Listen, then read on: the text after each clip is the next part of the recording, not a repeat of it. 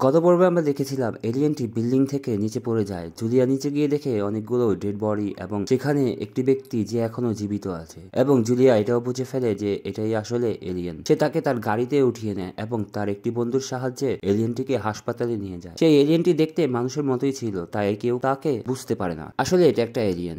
তারপর জুলিয়া তাকে তার ব্লাডও ডোনেট করে। জুলিয়া যখন এলিয়েনটিকে দেখছিল তখন এলিয়েন তাকে জোরে ধরে ফেলে এবং কিছু এনার্জি তাদের মধ্যে আদান প্রদান করে, যার কারণে জুলিয়ার হাতে একটি ব্রেসলেটের মতো কিছু একটা তৈরি হয়ে যায়। জুলিয়া বাসায় চলে আসে। গোসল করেছিল তখন সে খেয়াল করে তার যে হাতে ব্রেসলেট ছিল সে হাতে পানি কন্ট্রোল হচ্ছিল। সিন শিফট হয়, আমাদের ল্যাব দেখানো হয় যেখানে এলিয়েনদের সেই ডিভাইসটা নিয়ে এসেছিল। জুলিয়ার বাবা যখন পানি খেতে যায় তখন সে খেয়াল করে যে পানিটাকে কেউ আসলে কন্ট্রোল করছিল। পরে কনফারেন্স রুমে সায়েন্টিস্ট এবং জুলিয়ার বাবা আরো অনেকেই মিলে আলোচনা করছিল যে লেকের পানি শুকিয়ে গেছে। তখন তারা এটাও বলে যে আসলে এলিয়েনরা তাদের স্পেসশিপ ঠিক করার জন্য তারা প্রচুর পানি খরচ করছে, এইভাবে একসময় শহরের মানুষ পানি পাবে না। এখন জুলিয়া এলিয়েনটিকে হাসপাতাল থেকে তাদের গ্যারেজের মধ্যে নিয়ে আসে। যেহেতু এলিয়েনটি দেখতে হুবহু মানুষের মতোই ছিল তাই সে মানুষের ভাষাও আয়ত্ত করে ফেলে। তখন এলিয়েনটি জুলিয়াকে বলে, আমার নাম হ্যাকন, আমরা আমাদের সেই ডিভাইস যদি না পাই তাহলে আমরা কখনোই আমাদের দেশে ফিরে যেতে পারবো না। পরে জুলিয়া তাকে হেল্প করতে পারবে না বলে সাফ জানিয়ে দেয় এবং বাসা থেকে বের করে দেয়।